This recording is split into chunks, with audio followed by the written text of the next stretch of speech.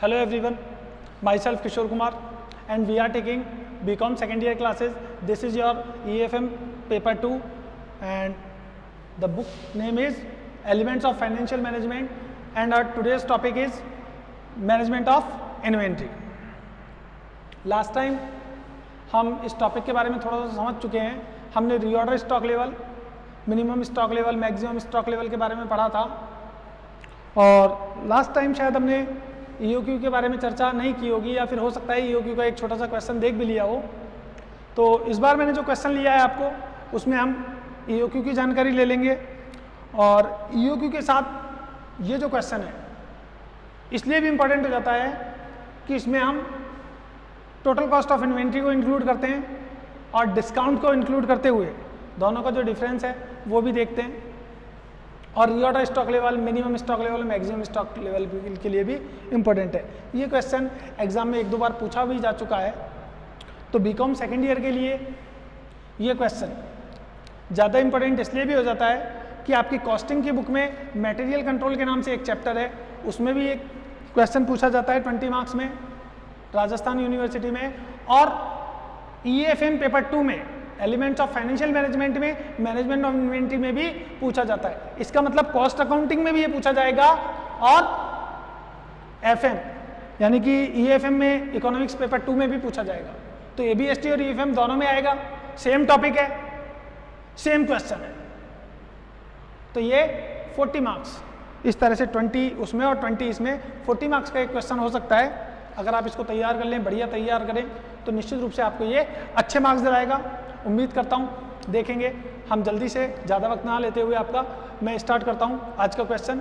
आज के क्वेश्चन को हम थोड़ा ध्यान से समझ लेते हैं. पहले हमें क्वेश्चन में इंफॉर्मेशन गिवन है कि हमें मिनिमम यूसेज क्या है. हमारा 50 यूनिट्स पर वीक मिनिमम यूसेज है, 50 यूनिट पर वीक. मैक्सिमम यूसेज है 200 यूनिट पर वीक. नॉर्मल यूसेज है हमारे पास 100 यूनिट पर वीक. तो पर वीक आपके पास यूसेज है मिनिमम, मैक्सिमम और नॉर्मल. मैं आपको क्वेश्चन समझा देता हूं, आराम से सुनिए. मिनिमम यूसेज है 50, मैक्सिमम यूसेज है 200, नॉर्मल यूसेज है 100. पर वीक आपको यूसेज दे रखे हैं. ऑर्डर कॉस्ट पर ऑर्डर दे रखी है. ऑर्डर कॉस्ट आपके दे रखी है 100 रुपीज पर ऑर्डर. ये 100 रुपीज आपको ऑर्डर कॉस्ट है पर ऑर्डर. एक ऑर्डर की कॉस्ट है 100 रुपीज. इन्वेंट्री कैरिंग कॉस्ट है 20% पर एनम. इन्वेंट्री कॉस्ट है, इन्वेंट्री कैरिंग कॉस्ट है आपके पास 20% पर एनम. तो एक साल की 20% लगेगी पर यूनिट. तो पर यूनिट आप इसको कैलकुलेट कर लीजिए. और लीड टाइम आपको दे रखा है 6 to 8 वीक. अब इस क्वेश्चन में हमें कैलकुलेट क्या करना है, तो आपको ये 5 एलिमेंट्स है जो आपको कैलकुलेट करने हैं. EOQ इकोनॉमिक ऑर्डर क्वांटिटी का आपको पता लगाना है कि इकोनॉमिक ऑर्डर क्वांटिटी क्या हो. बार बार कितने साइज का ऑर्डर दें, कितने लॉट का ऑर्डर दें, जिससे कि बार बार आपको ऑर्डर भी नहीं देना पड़े. जो ऑर्डर को रखने की है कॉस्ट, जो वेयर हाउस कॉस्ट है, रेंट वगैरह है, इंश्योरेंस वगैरह है, वो जो कॉस्ट है और जो लाने ले जाने की कॉस्ट है वो आपको ज़्यादा बेयर नहीं करने पड़े. इसके लिए हम EOQ का उपयोग करते हैं और EOQ को कैलकुलेट करते हैं. तो इकोनॉमिक ऑर्डर क्वांटिटी इसको इसीलिए कहा गया है जिससे ये वो क्वांटिटी बताती है जिसको खरीदने पर हमें बार बार खर्चा नहीं देना पड़ेगा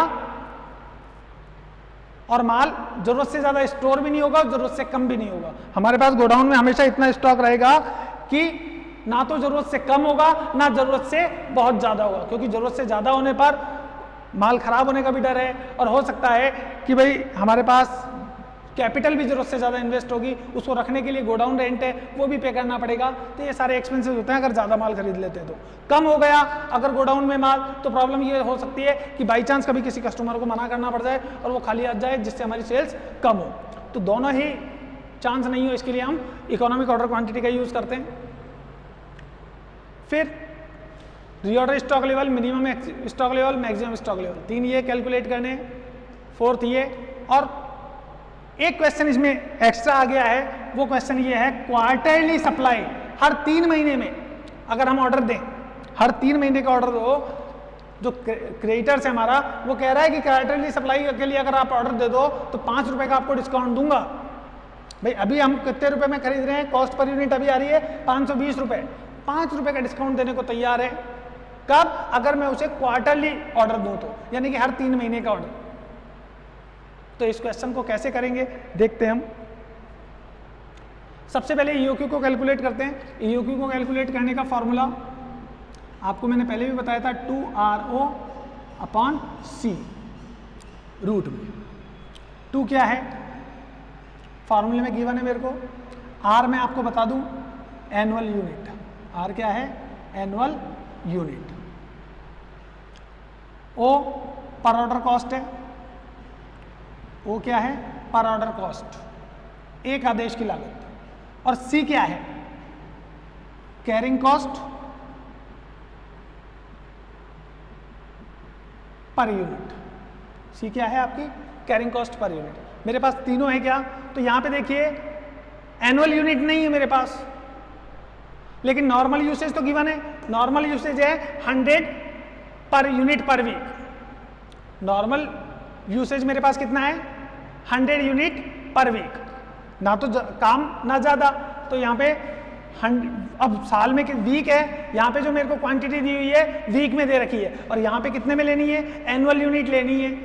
तो 100 यूनिट है, और वीक कितने होते हैं? साल में वीक होते हैं 52।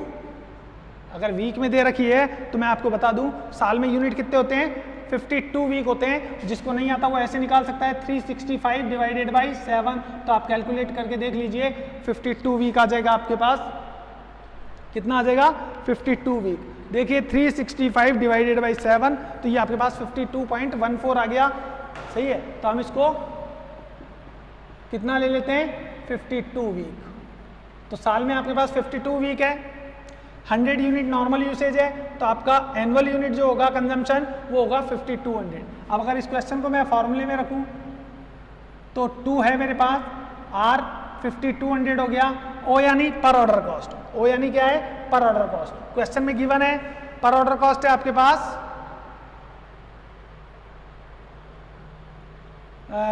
Order cost 100 rupees per order.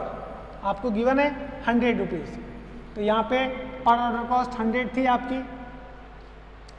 और फिर बात करते हैं हम कि C, आपके पास C कितना है?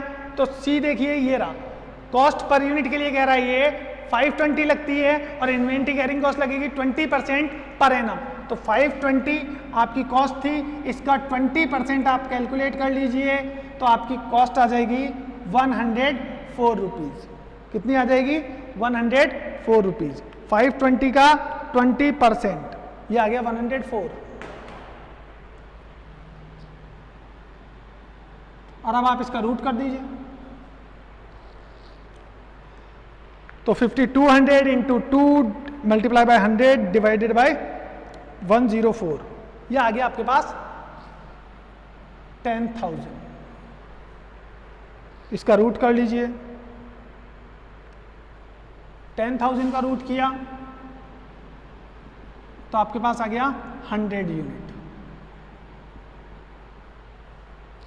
तो आपकी जो ईओक्यू हो गई वो कितनी हो गई? ईओक्यू 100 का मतलब इकोनॉमिक ऑर्डर क्वांटिटी आपकी 100 है, मतलब आप 100 यूनिट का ऑर्डर दीजिए, जिससे कि आपको ज़्यादा वेट भी नहीं करना पड़ेगा। मिनिमम और मैक्सिमम क्वांटिटी के बीच का ये रहेगा आपके पास। ना तो आपके पास गोडाउन में इतना माल होगा कि जरूरत से ज़्यादा माल पड़ा है, उस पर गोडाउन रेंट लग रहा है, इंश्योरेंस रेंट वगैरह चार्जेस पे करना पड़ रहा है आपको, और माल खराब होने का डर नहीं रहेगा। और ये इतना कम भी नहीं रहेगा कि कोई कस्टमर आए और उसको खाली हाथ जाना पड़े। आपके पास इकोनॉमिक ऑर्डर क्वांटिटी आपको 100 रखनी चाहिए, इससे आपका एक्सपेंसेस लाने ले जाने में भी इतना ज़्यादा नहीं लगेगा। तो ये आपकी ये बता रहा है। दूसरा क्वेश्चन, इसी क्वेश्चन में ये हमसे पूछ रहा है कि 5 रुपीज़ अगर डिस्काउंट दे, अगर ये हमें 5 रुपीज़ डिस्काउंट दे तो हमें क्या ऑर्डर लेना चाहिए? ये वाले हैं, आप फार्मूला लिख लीजिए आराम से, या इसका स्क्रीनशॉट ले लीजिए, और स्क्रीनशॉट लेके आप अपने पास रख लीजिए इसको। बाकी अब इसको मैं इरेज कर देता हूँ, जिससे कि हम कैलकुलेट कर सकें ये कॉस्ट ऑफ इन्वेंट्री। डिस्काउंट वाला क्वेश्चन है, देखने में बढ़िया लगेगा आपको। यहाँ पे आपके पास कैरिंग कॉस्ट सी 104 है। उम्मीद करता हूँ आपको मालूम पड़ गया होगा कि 520 का 20% आपने कैलकुलेट किया तो सी आया था आपके पास 104। अब हम देख लेते हैं कॉस्ट ऑफ इन्वेंट्री आप कैसे कैलकुलेट करते हैं। तो देखिए सबसे पहले परचेज कॉस्ट कैलकुलेट कीजिए। परचेज कॉस्ट, परचेज कॉस्ट कैसे कैलकुलेट करते हैं? R into cost per unit, R into cost per unit. उसके बाद आप ऑर्डर कॉस्ट, तो ऑर्डर कॉस्ट कैसे कैलकुलेट करेंगे? EOQ,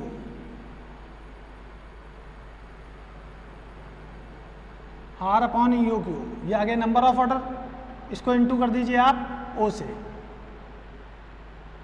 order cost, cost per order, cost per order, और कैरिंग कॉस्ट।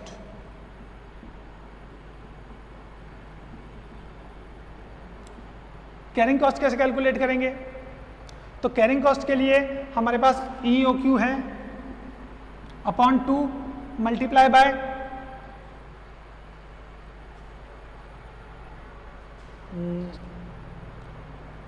EOQ 2 अपॉन 2 और मल्टीप्लाई बाय C, तो ये मेरे पास कैरिंग कॉस्ट आ जाएगी। यहाँ पे आप अमाउंट लिख लीजिए कि क्या अमाउंट है। क्लियर? परचेज कॉस्ट देखते हैं हमारे पास परचेज कॉस्ट कितनी आती है। क्वेश्चन में देखिए हमें कितनी यूनिट परचेज करनी है? 100 यूनिट नॉर्मल यूसेज है, तो 52 यूनिट का पूरे साल का आर, मैंने आपको आर बताया था, आर का मतलब होता है एनुअल यूनिट। एक वीक में 100 यूनिट हम कंज्यूम करते हैं, 100 यूनिट पर वीक, ये मेरा नॉर्मल कंजम्पशन है। तो पूरे साल का जो कंजम्पशन होगा वो होगा 5200। 52 से मल्टीप्लाई कर दीजिए 100 को, तो 5200 हो जाएगा। कॉस्ट पर यूनिट आपको दे रखी है 520, कॉस्ट पर यूनिट कितना दे रखा है? 520, तो 5200 इंटू 520, ये आ जाएगी मेरे पास PC। परचेज कॉस्ट आ गई, मैंने कैलकुलेट कर ली 5200 इंटू 520, मेरे पास परचेज कॉस्ट आ गई 27,04,000। कितनी आ गई? 27,04,000 मेरे पास परचेज कॉस्ट आ गई है। ऑर्डर कॉस्ट देखते हैं हम, हमारे पास आर कितना है? 5200 मेरे पास आर है, एनुअल कंजम्पशन। EOQ कितनी आई? 100, तो ऑर्डर कितने हो गए? 52, और एक ऑर्डर की कॉस्ट है 100। भाई देखिए cost per order, cost per order मेरे को क्वेश्चन में गिवन है 100, कॉस्ट पर ऑर्डर है 100 रुपीज़। EOQ कितनी निकाली थी मैंने क्वेश्चन में? थोड़ी देर पहले EOQ सॉल्व करके निकाली थी 100। और आर कितना है? आर मेरे को 5200 है। कैसे कैलकुलेट किया मैंने? नॉर्मल यूसेज है 52, नॉर्मल यूसेज है 100 यूनिट पर वीक, तो साल में कितने वीक होते हैं? 52। भाई एक ईयर में 52 वीक होते हैं, और 100 यूनिट अगर मैं पर वीक कंज्यूम कर रहा हूँ तो 52 वीक में 5200 यूनिट कंज्यूम करूँगा। इस तरीके से ऑर्डर कॉस्ट कैलकुलेट कर सकता हूँ मैं 5200। अब बात करते हैं कैरिंग कॉस्ट की। तो EOQ मेरे पास कितनी थी? EOQ आ रही है हमारे पास 100 यूनिट अपॉन 2, और कैरिंग कॉस्ट है 104। कैरिंग कॉस्ट आपने कैलकुलेट की थी, EOQ जब आपने कैलकुलेट की थी, यहाँ पे मैंने लिख भी दी थी। कैरिंग कॉस्ट 520 का, कैरिंग कॉस्ट आपने कैसे निकाली थी? 520 का 20%। कैरिंग कॉस्ट आपको ये दे रखी है 520 का 20%, 104, ये कैरिंग कॉस्ट थी आपकी। तो कैरिंग कॉस्ट आपने 520 का 20% निकाली, 520 आपको दे रखा है कॉस्ट पर यूनिट, इसका 20% 104। EOQ आपने अभी इस क्वेश्चन में सॉल्व किया था ऊपर, तो 100 यूनिट अपॉन 2 इंटू 104, तो 100 इंटू 104 डिवाइडेड बाई 2, ये आपके पास 5200 आ गया। तो इस तरीके से आपने परचेज कॉस्ट कैलकुलेट की 27,04,000, ऑर्डर कॉस्ट कैलकुलेट की 5200, और कैरिंग कॉस्ट कैलकुलेट की 5200। तीनों का टोटल होता है आपके पास 14,400। इफ, अब ये कौन सी कंडीशन है, इफ डिस्काउंट नॉट,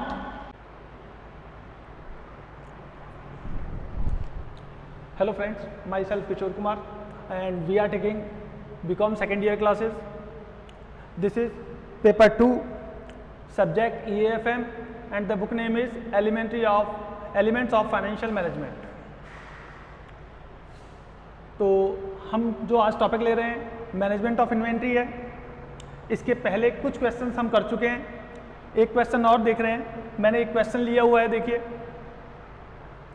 पहले इस क्वेश्चन को समझ लेते हैं और बड़े आराम से इसको सॉल्व करते हैं समझकर, जिससे कि आपको आगे के क्वेश्चन सॉल्व करने में आसानी रहे।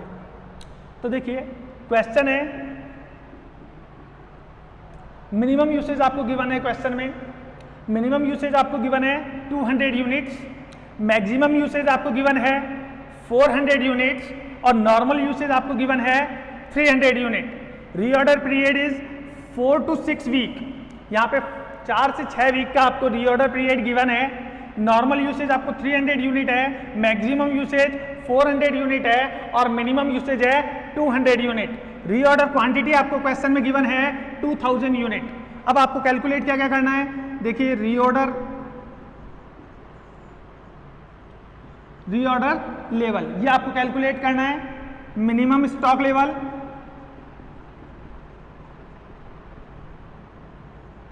मैक्सिमम स्टॉक लेवल और एवरेज स्टॉक लेवल, ये चारों चीजें आपको कैलकुलेट करनी है। मैं आपको फिर से याद दिला दूं, रीऑर्डर स्टॉक लेवल आपको कैलकुलेट करना है, मिनिमम स्टॉक लेवल कैलकुलेट करना है, मैक्सिमम स्टॉक लेवल कैलकुलेट करना है और एवरेज स्टॉक लेवल कैलकुलेट करना है। कैलकुलेट कैसे करते हैं हम इसको समझते हैं। देखिए पहले भी मैंने फार्मूला बताया हुआ है आपको और फिर से हम फार्मूला देख लेते हैं इसका। रीऑर्डर स्टॉक लेवल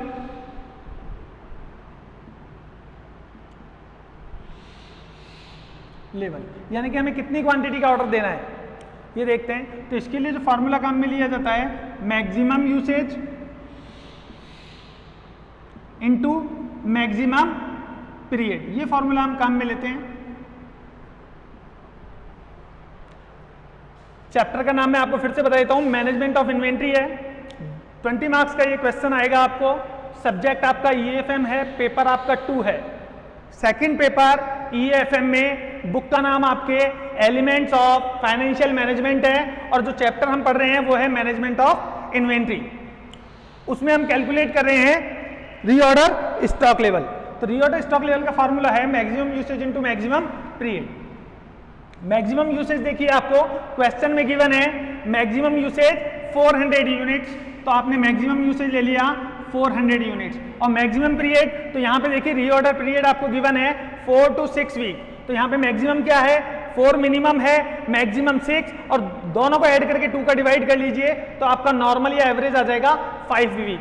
फिलहाल मैक्सिमम की बात चल रही है, मैक्सिमम वीक है 6। आपने इन दोनों को सॉल्व किया, 400 इंटू 6 2400, ये आपका आ गया reorder stock level ROL। Clear. Next आपको कैलकुलेट करना है minimum stock level. Minimum stock level, तो मिनिमम स्टॉक लेवल के लिए जो हम फार्मूला काम में लेते हैं ROL minus normal usage, normal usage को हम एवरेज यूसेज भी कहते हैं, और नॉर्मल पीरियड। तो यहां पे ROL आपके पास कितना है 2400, ये अभी हमने सॉल्व किया ऊपर, माइनस नॉर्मल यूसेज। अगर हम नॉर्मल यूसेज देखें तो क्वेश्चन में आपको गिवन है 300। बाई चांस अगर ऐसा हो कि हमें क्वेश्चन में गिवन नहीं हो तो मिनिमम यूसेज और मैक्सिमम यूसेज दोनों को ऐड करके 2 का डिवाइड कर दीजिए तो भी आपको नॉर्मल यूसेज कैलकुलेट कर सकते हैं। अगर बाई चांस क्वेश्चन में गिवन नहीं है नॉर्मल यूसेज तो मिनिमम यूसेज और मैक्सिमम यूसेज दोनों को ऐड करके 2 का डिवाइड कर दीजिए तो इसका जो एवरेज आएगा वही नॉर्मल यूसेज होगा, उसे एवरेज यूसेज भी कहते हैं। फिलहाल गिवन है आपको 300 नॉर्मल यूसेज और रीऑर्डर पीरियड भी हम निकाल लेंगे नॉर्मल। कैसे भाई 4 to 6 वीक है, दोनों को ऐड करके 2 का डिवाइड दे दीजिए। यहाँ पे हम 4 + 6/2 इस तरीके से भी 5 कैलकुलेट कर सकते हैं नॉर्मल पीरियड या एवरेज पीरियड। तो आप 5 ले चुके हैं, 2400 में से आपने लेस किया 1500, तो ये जो 900 बचा, ये 900 क्या आ जाएगा, 2400 में से 1500 आपने माइनस में किया तो आपके पास 900 आया, ये आ गया आपका मिनिमम स्टॉक लेवल। आप स्क्रीनशॉट ले सकते हैं। स्क्रीनशॉट के बाद मैं इसको इरेज कर देता हूं ताकि आगे का क्वेश्चन मैं सॉल्व कर सकूं। इसको अब मैं इरेज कर रहा हूं, आप स्क्रीनशॉट ले लीजिएगा।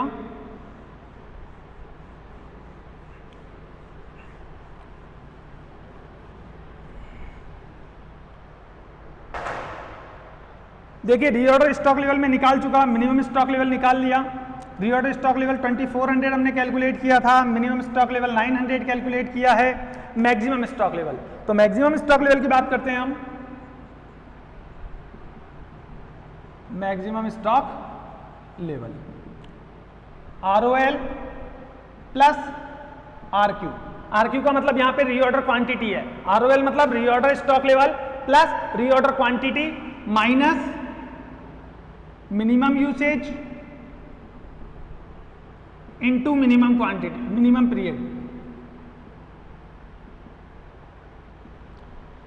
देखिए फिर से फॉर्मूला देख लीजिए एक बार, reorder stock level plus reorder quantity. Reorder quantity हमें गिवन है, देखिए 2000 यूनिट। रीऑर्डर स्टॉक लेवल हमने निकाला ही था, 2400 हमने कैलकुलेट किया था। माइनस करना है मिनिमम यूसेज। मिनिमम यूसेज कितना है हमारे पास, 200 यूनिट, और मिनिमम पीरियड गिवन है 4। इजी, सारी चीजें हमारे पास कैलकुलेट हैं, बस फॉर्मूले में पुटअप करनी है इनकी वैल्यू। तो रीऑर्डर स्टॉक लेवल हमने वैल्यू पुट की 2400 प्लस रीऑर्डर क्वांटिटी गिवन है आपको क्वेश्चन में 2000 unit minus minimum usage 200 unit और मिनिमम पीरियड है आपका 4। तो 4400 माइनस 800 इज इक्वल टू 3600। तो आपके पास मैक्सिमम स्टॉक लेवल भी आ गया। अब हम एवरेज स्टॉक लेवल कैलकुलेट कर सकते हैं। तो एवरेज स्टॉक लेवल के लिए हम फार्मूला यूज करते हैं, maximum stock level, maximum stock level plus minimum stock level, maximum stock level plus minimum stock level upon 2।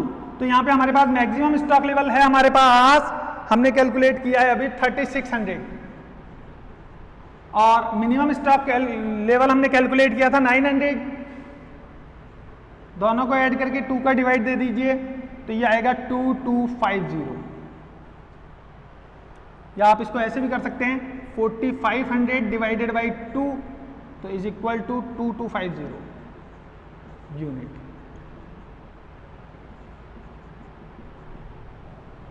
Clear?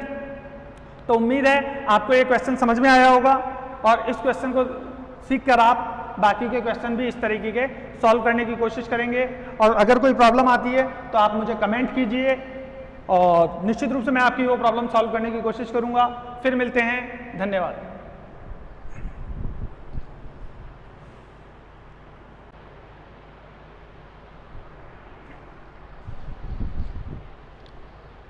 हाँ तो फ्रेंड्स, एक नए क्वेश्चन के साथ हम फिर से स्टार्ट करते हैं। मैनेजमेंट ऑफ इन्वेंट्री को ज़्यादा अच्छे से समझने के लिए हमने ये क्वेश्चन लिया है ताकि हम इस क्वेश्चन के थ्रू ये मैनेजमेंट ऑफ इन्वेंट्री या इन्वेंट्री कंट्रोल जो चैप्टर है इसको थोड़ा अच्छे से समझ सकें। तो ये क्वेश्चन कह रहा है, देखिए मिनिमम यूसेज आपको गिवन है 800 यूनिट। क्वेश्चन में मिनिमम यूसेज आपको गिवन है 800 यूनिट, मैक्सिमम यूसेज आपको खुद को कैलकुलेट करना है, नॉर्मल यूसेज गिवन है 850 यूनिट। देखिए इस टाइप का ये पहला क्वेश्चन है जो आप देख रहे हैं। मैक्सिमम यूसेज आपको गिवन नहीं है, आपको कैलकुलेट करना है नॉर्मल यूसेज, लेकिन क्वेश्चन में गिवन है 850 यूनिट। सबसे पहले इस मैक्सिमम यूसेज को ही कैलकुलेट करना है। कैसे कैलकुलेट करते हैं मैं आपको बता देता हूं। देखिए एवरेज यूसेज कैलकुलेट करने का फार्मूला होता है maximum usage plus minimum usage by 2।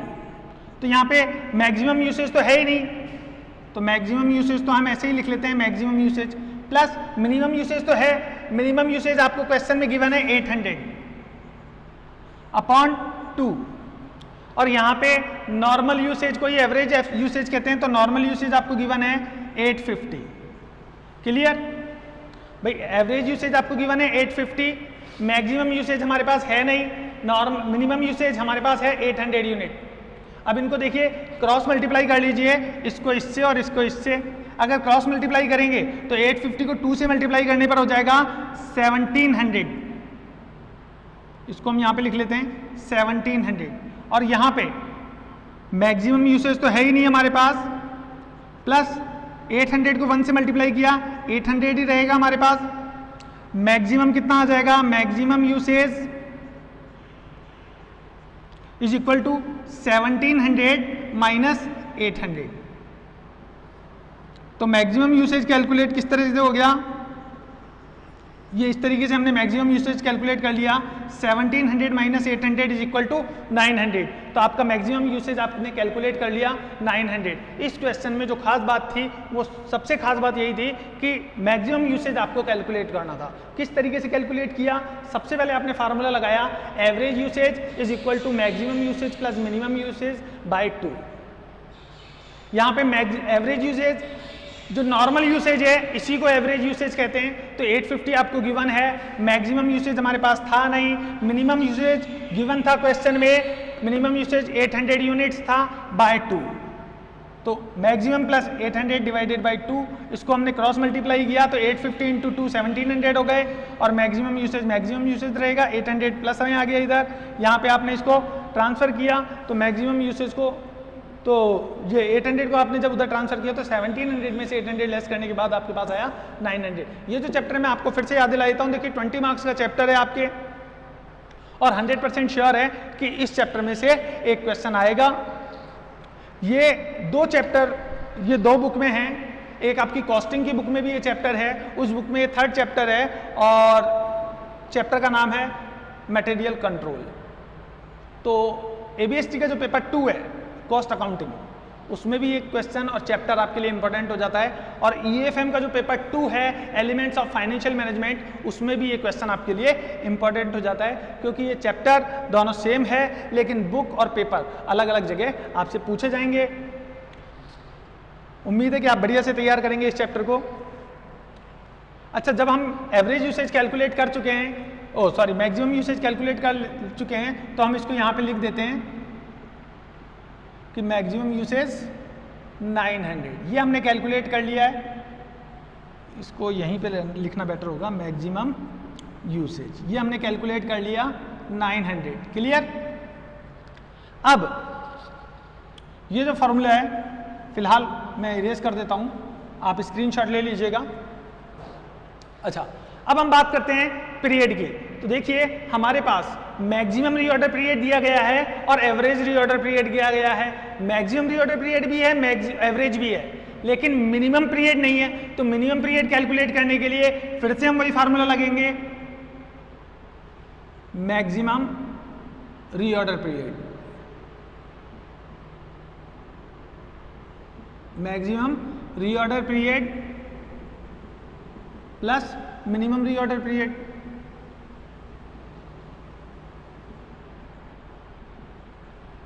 Bye 2 is equal to average reorder period. तो यहाँ पे मैक्सिमम रीऑर्डर पीरियड मेरे पास है 7, मिनिमम मेरे पास है नहीं है तो कोई बात नहीं, मैंने मिनिमम ही लिख दिया बाय 2। एवरेज मेरे पास गिवन है 6 वीक, एवरेज पीरियड गिवन है।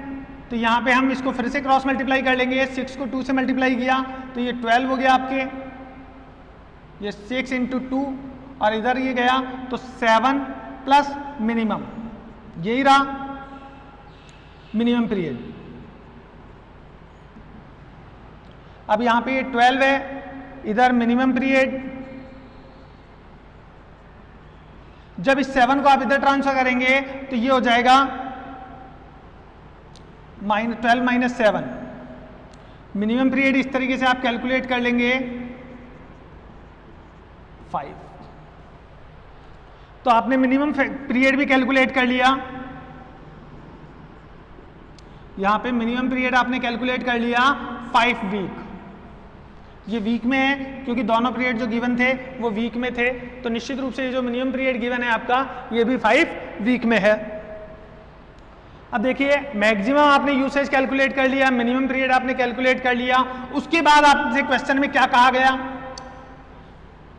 एक्चुअली क्वेश्चन में देखिए डायरेक्ट उसने मैक्सिमम यूसेज आपसे पूछा ही नहीं और मिनिमम पीरियड भी नहीं पूछा, उसने आपसे कैलकुलेट करने के लिए कहा रीऑर्डर स्टॉक लेवल कैलकुलेट कीजिए, मिनिमम स्टॉक लेवल कैलकुलेट कीजिए, मैक्सिमम स्टॉक लेवल कैलकुलेट कीजिए और एवरेज स्टॉक लेवल कैलकुलेट कीजिए।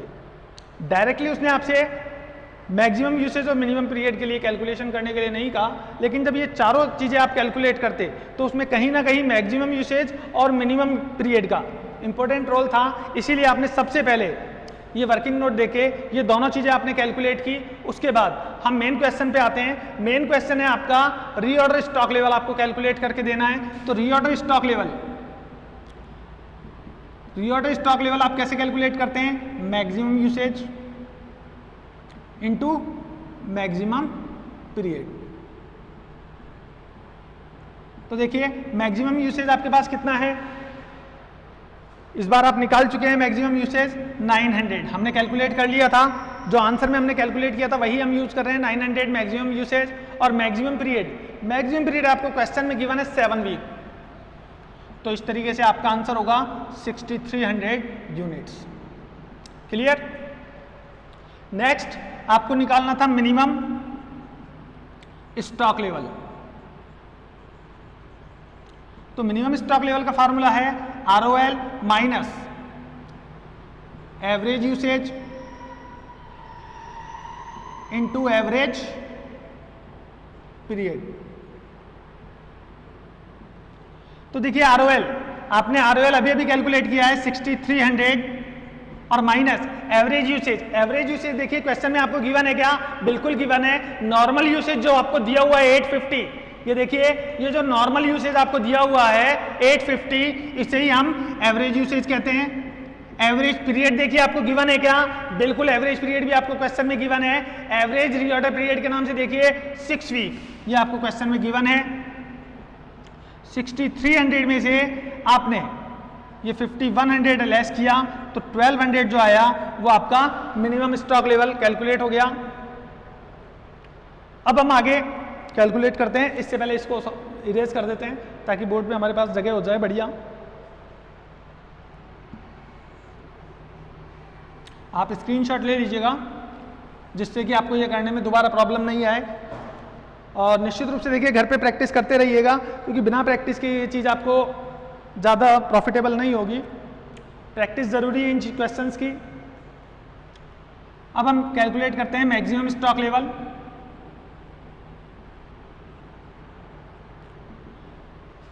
देखिए मैक्सिमम स्टॉक लेवल का फार्मूला मैंने आपको पहले भी बताया था, reorder stock level plus reorder quantity.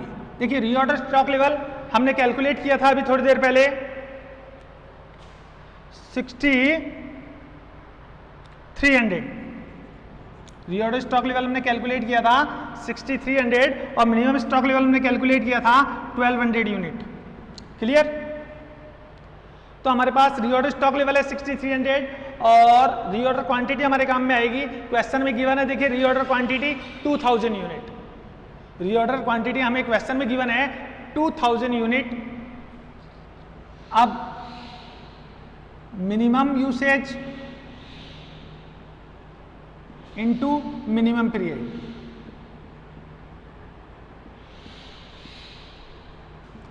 तो रीऑर्डर स्टॉक लेवल हमारे पास कितना है 6300।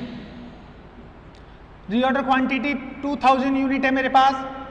मिनिमम यूसेज क्वेश्चन में गिवन था 800 यूनिट और मिनिमम पीरियड हमने कैलकुलेट किया था 5 वीक। सबसे पहले देखिए ये चीज सबसे पहले कैलकुलेट की थी हमने और काम आ रही है सबसे लास्ट में 5 वीक। ये हमने कैलकुलेट किया था 6300 में से 6300 प्लस 2000 माइनस 4000, तो ये हो गया 83 में से 4 गए 4300। तो आपके पास जो मैक्सिमम स्टॉक लेवल आया है वो आया है 4300। अब बात करते हैं हम एवरेज स्टॉक लेवल की। तो एवरेज स्टॉक लेवल के लिए हम जो फार्मूला काम में लेते हैं वो लेते हैं मैक्सिमम स्टॉक लेवल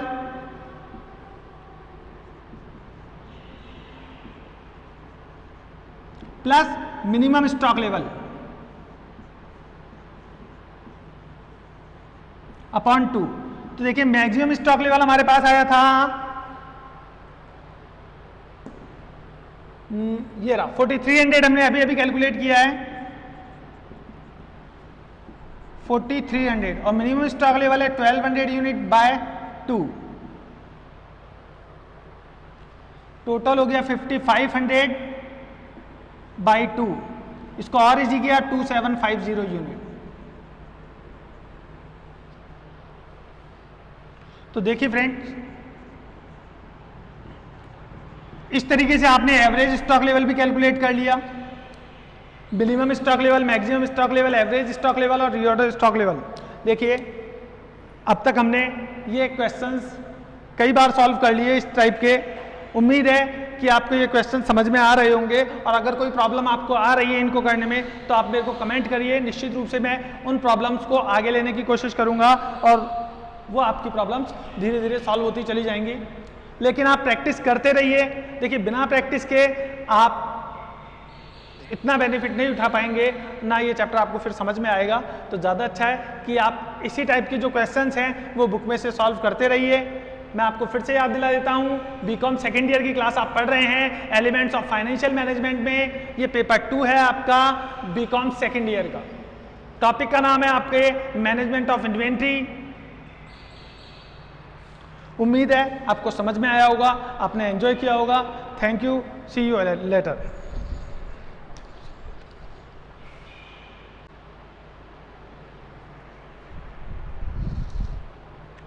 हाँ तो स्टूडेंट, अब हम EOQ को समझने के लिए, EOQ का मतलब EOQ का मतलब होता है economic order quantity. Economic order quantity का मतलब, अगर देखिए बाई चांस मान लीजिए कि मेरे को 1,20,000 यूनिट का ऑर्डर देना होता है पूरे साल में, मेरी जो शॉप में कंजम्पशन होता है या मैं जितना माल सेल कर पाता हूं वो है 1,20,000 यूनिट।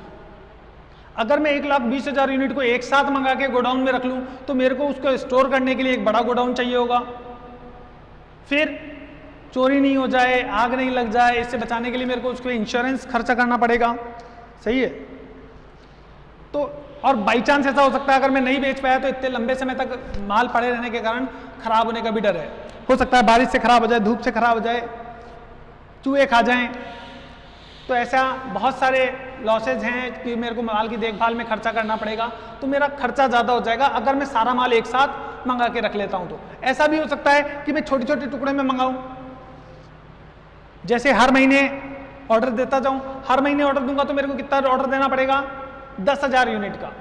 तो 12 महीने में 1,20,000 यूनिट का ऑर्डर हो जाएगा। लेकिन हो सकता है मेरे को बार बार मंगाने से इसमें जो ऑर्डर देने की कॉस्ट है वो बार बार आएगी, बार बार गाड़ी भाड़ा चुकाना पड़ेगा। जबकि पहले मैंने एक ही ऑर्डर दिया था तो उससे एक फायदा क्या हुआ था मेरे को कि मेरा जो ऑर्डर का कॉस्ट थी वो एक ही लगी, एक ही बार लगी। इसके अलावा जो कैरिंग कॉस्ट थी, लाने और ले जाने का खर्चा, वो भी मेरा एक ही बार पे हुआ अगर मैंने एक ही ऑर्डर में सारा मंगा लिया तो। लेकिन अगर मैं छोटे छोटे ऑर्डर मंगाता हूं, 10,000 यूनिट हर महीने मंगाता हूं, तो मेरे को साल में 12 बार ऑर्डर देना पड़ेगा। इसका मतलब मेरे को 12 टाइम्स ऑर्डर कॉस्ट पे करनी पड़ेगी, 12 टाइम्स मेरे को कैरेज फ्रेट पे करना पड़ेगा लाने ले जाने का। सही है। तो ये प्रॉब्लम्स है मेरे सामने, और हो सकता है कि कई बार ऐसा हो जाए जब मेरे को गोडाउन में ज़्यादा स्टॉक की जरूरत पड़े और मेरे पास स्टॉक खत्म हो चुका हो। तो ऐसी पोजीशन ना आए, इसके लिए हम इकोनॉमिक ऑर्डर क्वांटिटी, कितना ऑर्डर मुझे देना चाहिए, वो इस फार्मूले की सहायता से कैलकुलेट करते हैं। फार्मूला में ये बताता है 2RO अपॉन C। ये इस तरह का फार्मूला है जो हमें EOQ, इकोनॉमिक ऑर्डर क्वांटिटी के लिए यूज करना होता है। 2 फार्मूले का मतलब, 2 का मतलब मैथमेटिकल 2 ही है, R का मतलब है एनुअल